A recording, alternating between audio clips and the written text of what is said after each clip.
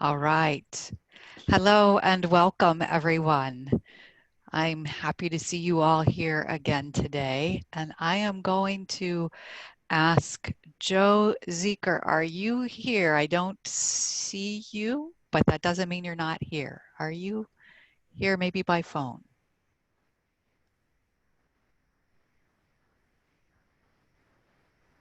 All right. Laura, Neill, on the spur of the moment, will you please join us for our invocation? Absolutely. Please join me as we reflect. Dear Creator, we are grateful to gather, albeit virtually, each week and to share in all that is good about what we do and believe about Rotary and about being leaders and supporters in a very unprecedented time. Guide us during our meeting. Guide us as we go through this week. And please stand beside us as we make decisions for our work, for our families, and our communities. In your name we pray. Amen. Amen. Thank you, Laura. Hello, everyone. Welcome. Doing the Rotary Greet Your Neighbor. This looks like a giant, just a, whoa, what's the game show I can't think of now? Celebrity game show. Hollywood Thank you. Square. Hollywood Squares. Thank you. That's it. Thank you. Thank you. Welcome to everyone. We have a new Worcester Rotarian joining us. I believe Donna Connolly has been joining us as a guest, a visiting Rotarian for quite a while, both in person over the last couple years and more recently here via Zoom, and is relocating or has relocated, will be soon to Worcester. So welcome, Donna. It's nice to see you. All right, one quick update or announcement to make, and that is at last week's board meeting, the board approved a proposal that was brought forth by past President Tony Biggio. Tony, I'm glad you're here today. And that is to go back to something that we haven't done in quite a while, and that is not singing, although we could sing if you all wanted to. It's actually printing a directory. You remember, those of you who've been with us for a while, we always printed a directory each year. And I see lots of thumbs up there and smiles. We will be working on that here in the next several weeks and couple months. Hopefully we'll be able to get that expedited so it doesn't take too long.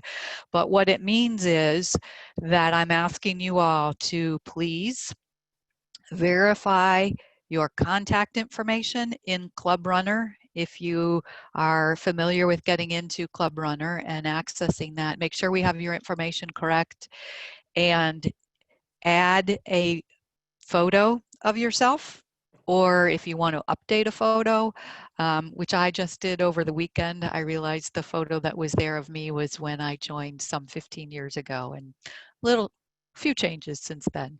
So we will be reaching out to make sure that we've got all the information that we need and we have everything correct. But so kudos to past President Tony for doing some legwork and background and getting a quote and just finding out what would it take now versus when we did it several years ago. And it's actually pretty economical. So, all right, I see even more hands up, thumbs up, and clapping.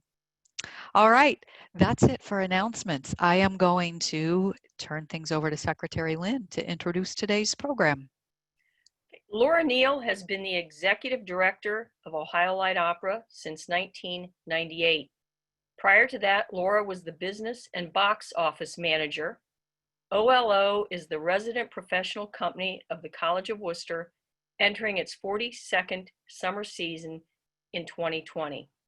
OLO is a $1.3 million company that is both an educational component of the College of Wooster and an internationally renowned lyric theater company, which has a net $2 million economic impact on Wooster and Wayne County.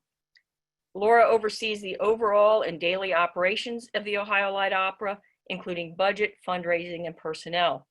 She works closely with the artistic directors of the company and maintains relationships with the Ohio Light Opera Board of Directors, the College of Wooster President and Trustees, and Greater Wooster community.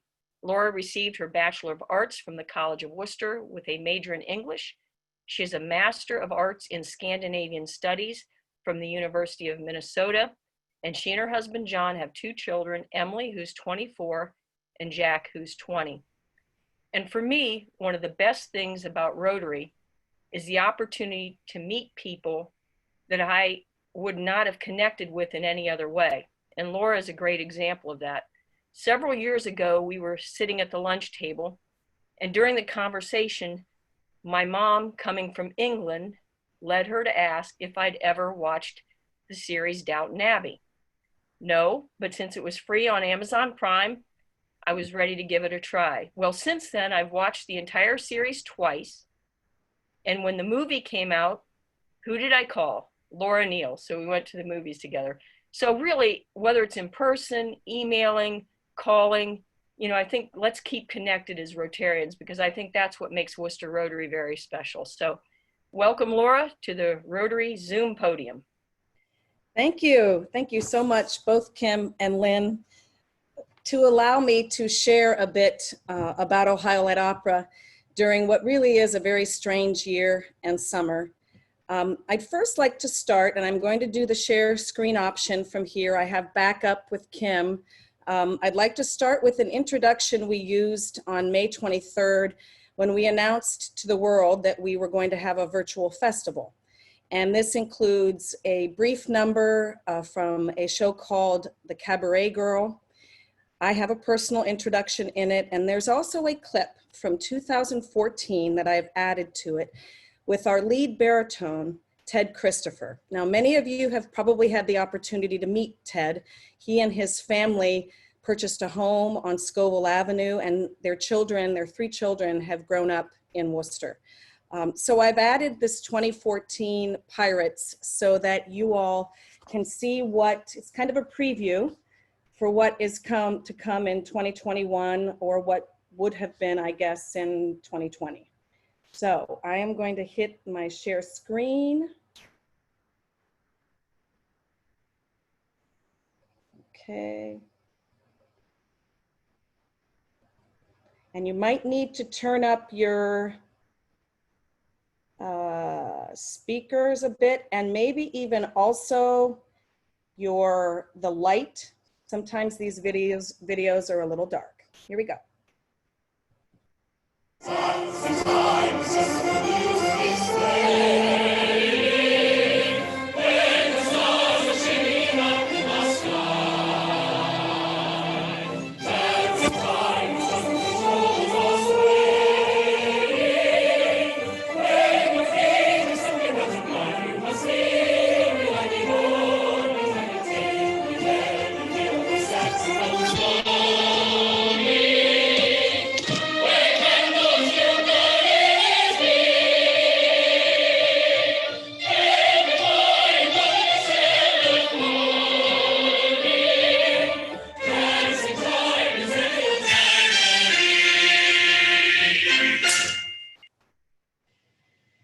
Hello, my name is Laura Neill. I am the Executive Director of Ohio Light Opera, the resident professional company of the College of Wooster in Northeast Ohio. For 41 summer seasons, OLO has been dedicated to the preservation, promotion, and production of the very best in operetta and traditional musical theater, both the acknowledged masterpieces and the neglected gems. With great anticipation and excitement, the company was ramping up toward its 42nd summer festival, when it became apparent, as it has now to virtually all arts organizations, that the severity and uncertainty of the COVID-19 virus make it impossible to plan for and proceed with our 2020 June to August season. With blooming optimism for the future, we plan to present the full 2020 schedule of repertoire and performances during the summer of 2021.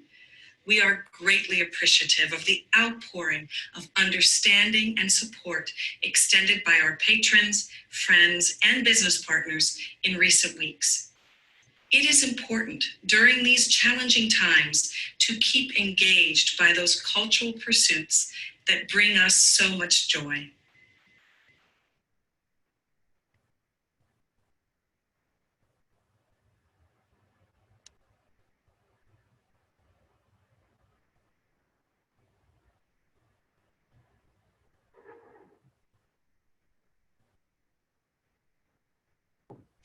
Well, it's the top of the tide, and we must be off. Farewell, Frederick. When your process of extermination begins, let our deaths be as swift and as painless as you can conveniently make them. I will. By the love I have for you, I swear it. Would that you could render this extermination unnecessary by accompanying me back to civilization. No, Frederick, it cannot be.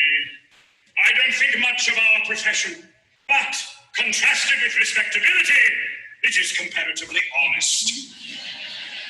No, Frederick, I shall live and die a pirate king!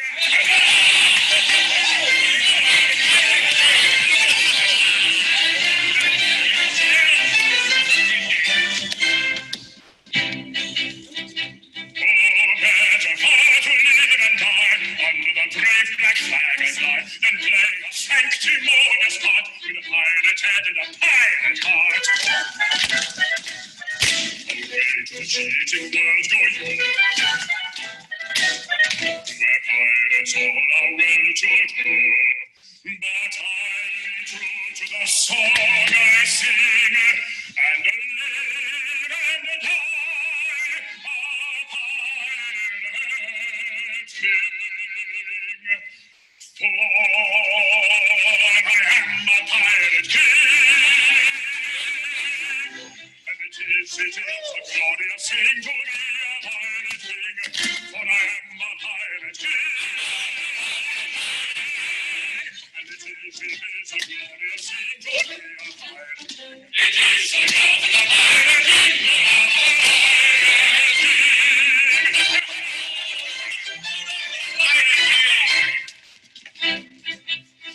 When I sally forth to seek my prey, I help myself in a royal way. I seek a few more ships, it's true, and a well-bred monarch ought to know.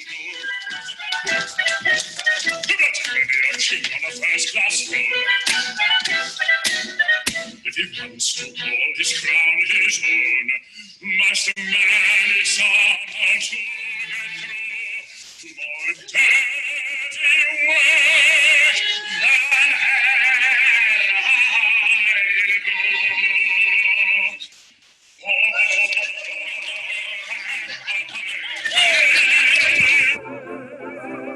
and it is a glorious thing to be a pirate king. But I am a pirate king. You are a pirate king. And it is a glorious thing to be a pirate king. It is about the pirate king.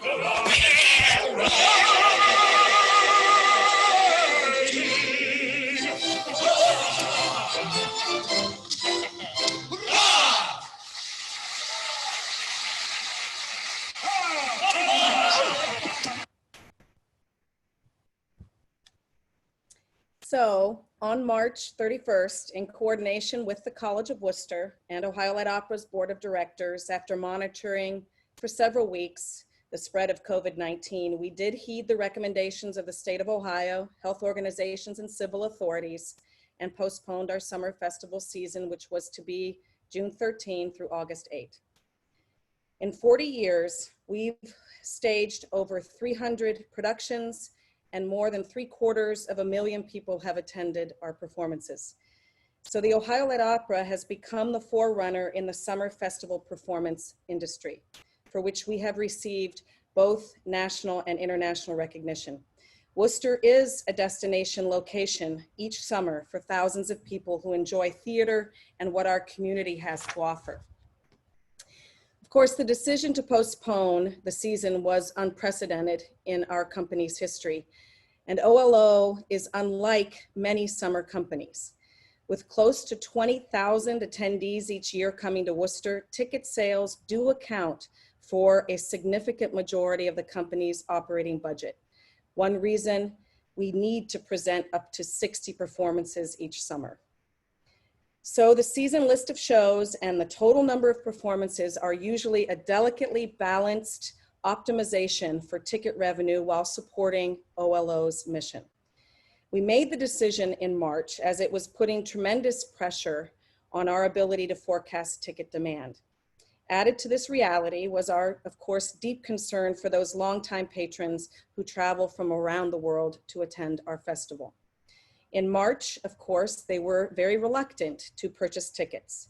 So the difficult and required choice to postpone our 2020 summer season did provide, we feel, more stability for our company and patrons, ensuring our unique mission continuing for the next 40 plus years. We do view this postponement, though, as adding anticipated excitement to the 2021 festival season. OLO has weathered many storms. We carry with us 41 years of support from the College of Wooster, the City of Wooster and Wayne County, and all of our committed local business partners. I do have two videos I would like to share now from friends of ours. One of them is Julie Wright Costa, our Associate Artistic Director who does all the casting, and she is often the one that brings the singers to the Rotary meetings when they perform. And then our Artistic Director, Stephen Daigle. The three of us work full year to put together a summer season. So I will first share screen for Julie's presentation and then Stephen's.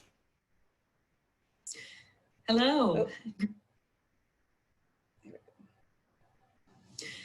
Hello, greetings from Salt Lake City, Utah. I'm Julie Wright Costa, the Associate Artistic Director with the Ohio Light Opera.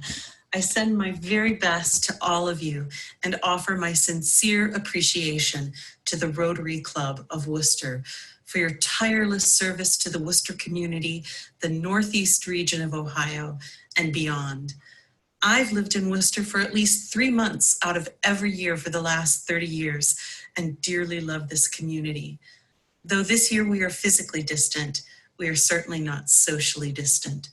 Though this summer we are unable to fellowship with you in person, Ohio Light Opera is hard at work creating virtual offerings that will continue to bind us together through the gift of music and a shared desire to serve our Wooster family and all those who travel to Ohio each summer.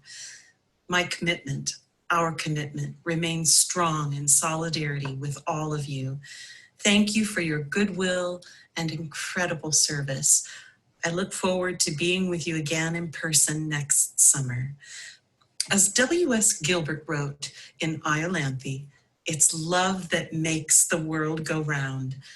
Until we meet again, I send love, peace, and safety to each of you.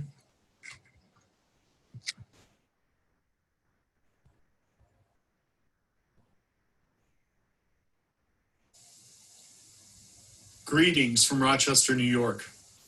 For those that don't know me, my name is Stephen Daigle, Artistic Director for OLO.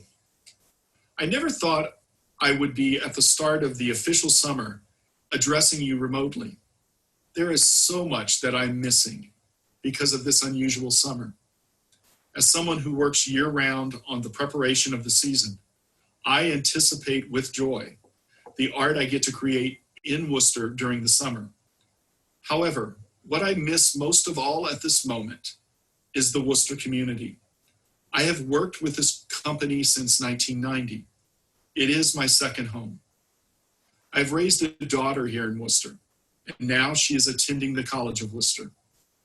I miss the collegial interactions with the patrons in the lobby of Freelander Theater, the downtown walks, the restaurants, the shops, and the lifelong friends I've made in the community.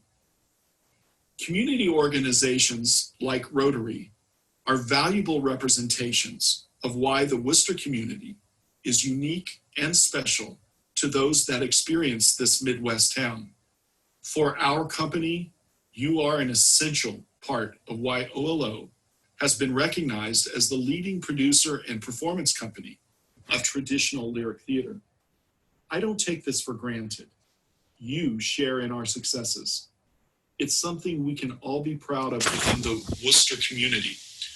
We carry 40 years of summer season successes, support from the College of Wooster, the Wooster community, and regular audience members with us as we anticipate our return to our first 2021 performance back on Freelander stage.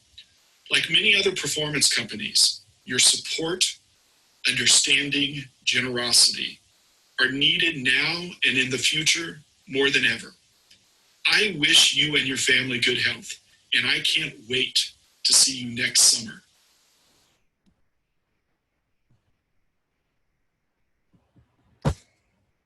So, what next?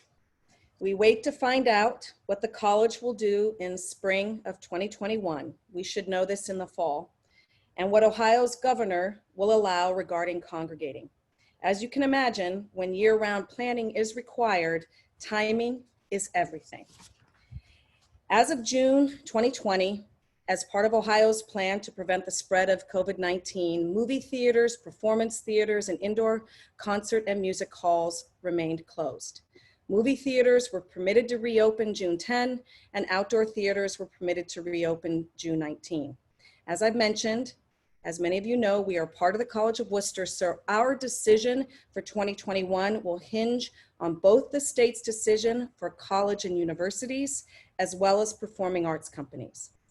The good news for OLO is that our patrons have stepped up, as well as the financial support from our local businesses and advertising for this season and next. A solid percentage of our audience has either donated their tickets or will exchange them for 2021.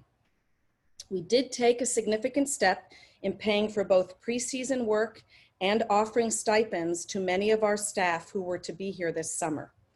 While it won't replace their wages for a full summer, we hope it will ensure they're coming to be in Wooster in 2021. My job at this time is to continue to support the company through my leadership, financial oversight, collaborative work within the college and the community, and updating our patrons and artists on what comes next. So, in some ways, I'm busier than I've ever been. Clearly, live on-stage performance cannot be substituted by a virtual season.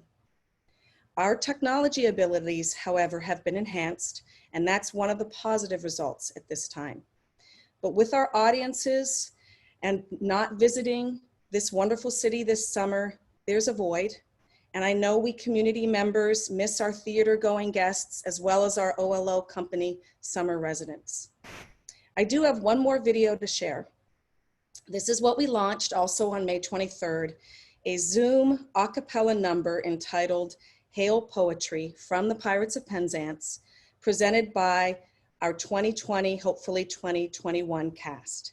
As many of you might have seen or maybe seeing across the internet, classical, pop, rock, orchestral, all sorts of organizations are doing these Zoom presentations. This one's pretty special with some familiar faces and some new ones, which we hope to see in person in 2021. Don't forget to check out our virtual season, ohiolightopera.org. Once I'm done sharing this, I'd be happy to answer some questions.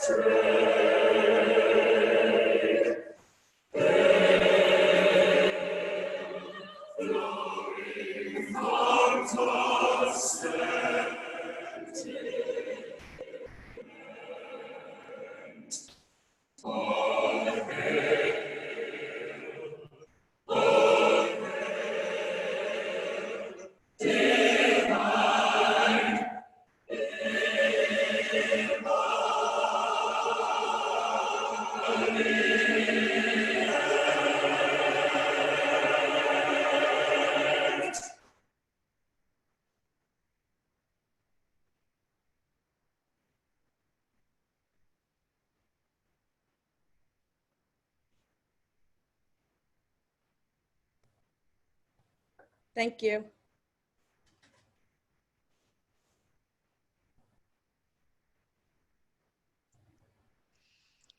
Laura, thank you. How nice to at least get a taste of summer as we usually know it here in Worcester. Questions for Laura, you're welcome to shout them out, or if you have a question, you want to type it in the chat box. If you're joining by phone and you would rather send an email, you can email Lynn Muma.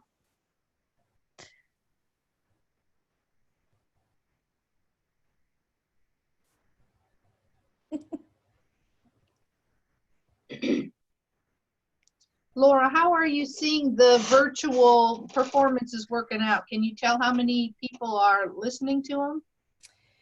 Yes. Well, first of all, I'll start back to the first one. We had probably close to, I think, on first hits on the YouTube was close to 2,000. So what we're realizing is people who wouldn't ordinarily be able to come were able to access it. Now it's a little bit more difficult to gauge because once we launch it, it's on all summer, but we're getting lots of responses. And then of course underneath, and it's very popular. And one of the things that it's also doing is that people who aren't familiar with the company at all, whether they're people that might audition or professors or people that might send their students, they're really learning about the quality of what we do and about the company. So it's really serving a multifaceted purpose outside of just assuaging everybody's need for live performance. So it's been very positive, Marty. Thank you. Yeah. Great. Thank you. Thank you.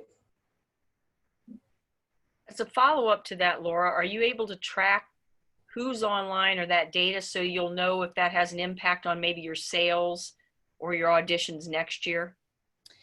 Yes, the company that we're working with, they're following our YouTube channel and the hits and where they come from. We also do have a spot for online gifts, and we're getting a lot of new gifts to the company through that kind of a, you know, like a instant gratification thing where they're giving some money. So we are able to track all of that, and that my office manager and box office manager is in touch with people regularly, daily, on their reactions to everything and adding to the mailing list. So it's really a lot of work now on that. And so I would imagine at the end of the summer, we'll be able to do some really substantive work to find out what impact it's had. Laura, Okay. Dee speaking. I have a little bit of a technical question. You said you had the opportunity to improve the technology, but I have to tell you, when you speak or when Kim speaks, I can hear everything perfectly and it's not choppy or anything. But when you went to the share screens and you played either the videos or even the last song, it's quite choppy and the experience is not quite as clean. So when you perform for your audiences, are you using different technology then? Yes, Dee. And this is something that actually Kim and I talked a little bit about. I think it might be just the transmission through Zoom. But if you go on to the Ohio Light Opera website, it all goes to YouTube and it's crystal clear. Yeah. So this is just the application difficulty here a little bit. So I would encourage you to go on and all of what I've played is on the website. You can see that. Yeah. Laura, real quickly, what is that website again while we're thinking It's of it? ohiolightopera.org. ohiolightopera, all one word, .org. We have our sound engineer, his name is Christopher Plummer, who's working from, I think he's in Pennsylvania, doing all the sound mixing for us. And many of these artists have actually also volunteered their time to do this, and he's one of them. Fantastic. It sounds pretty good through YouTube. Laura, Hold on a sec. We got Tom Chia and then Ron Holtman. now, Laura, I'm wondering how many College of Wooster students participate as like actors or singers or stage help during a season? On the screen, we had at least 2 students that were in the Zoom just now. I think the average per summer of Wooster students is about 12 to 15 between cast, technical, administrative staff. Many of those are students that work with me during the year. Some audition. We've had as many as 20 Wooster students involved. When they audition, when they apply, we really like to have them very much involved. That's part of why we're affiliated with the college. Great question. Thank you. Thanks. Mm-hmm. Laura, say a word about the Amory project and where that is. So last year we started a 2-year Amory project, the Applied Methods Research Experience through the College of Wooster. We hired a team to do a year 1 survey of our audience, a lot of it as it kind of impacts the economy, but also things that we're doing, things we need to be doing to attract newer audiences. And then this summer was to be year 2 of that, which we have put on hold. And we will likely do it as a winter project or spring project if it's remote or on site next year. And a lot of the information that we're getting right now from our audience, the virtual as well as the plans for 2021 will be part of that study as well. We've done 2 economic impact studies, one in 2008 and one in 2013. So we found that the 2021, we're due to do another one. Is that helpful, Ron? Anything else I should add? Okay. We do have a question from Zoom from Doug Druschel. Laura, are you concerned that in today's environment, OLO could get in trouble for promoting things like piracy and cultural appropriation? Are we concerned? I think it's a concern. Mm-hmm. Do we think that Pirates of Penzance will continue to be popular? Yes. Are we working continually on our mission on ways to make sure that we are adapting while still adhering to our mission? Yes. So right now, if you ask me today if I'm a little bit concerned, I'm not particularly concerned about pirates. There are Pirates of Penzance. There are other shows across the country that have become a little bit more of a concern. You might have heard about the company in New York that had to shut down their performance of Gilbert and Sullivan's The Mikado, for instance. The Asian culture was a very big change. So I think it's going to continue to be something that's part of the discussion. But right now, I think people are finding it in context. And when they read history and they read and study how all of this has evolved, because you realize Gilbert and Sullivan was actually the beginning of what we know as the American musical comedy, which includes Hamilton. So in some ways, if you hadn't had Gilbert and Sullivan, you hadn't had some of these other operettas and lyric theater happenings, we wouldn't be where we are in musical comedy right now. So it's an ongoing discussion. It's a great question, Doug, but that's what I have.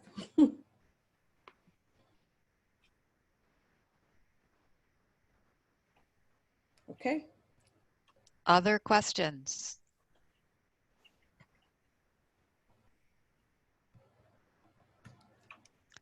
Don, did you have a question or was that a wave? Don Van Cleef. Hold on a minute. Let me. May Okay. be deserving of a specific comment. Laura, how concerned are you with your ability to fend off attrition, to have some of these great folks get away from us and the company be somewhat diluted in its effectiveness over the years? You mean in general or in light of the current situation? In light of the current situation. Okay. Well, let me be clear. We are in good company with all arts organizations in the country. I mean, the Metropolitan Opera has canceled their fall season. I mean, all of these artists, you know what they want to do is they want to perform. So, I mean, I think I'm not worried about their not coming here next summer. I'm worried about our ability to be able to do it in ways that we have traditionally done it. But do they want to come and perform? Yes. Great. So that part I'm not worried about so much because we're in the same boat as pretty much everybody else. Thanks for an insightful answer. Mm-hmm. Anyone else? Other questions?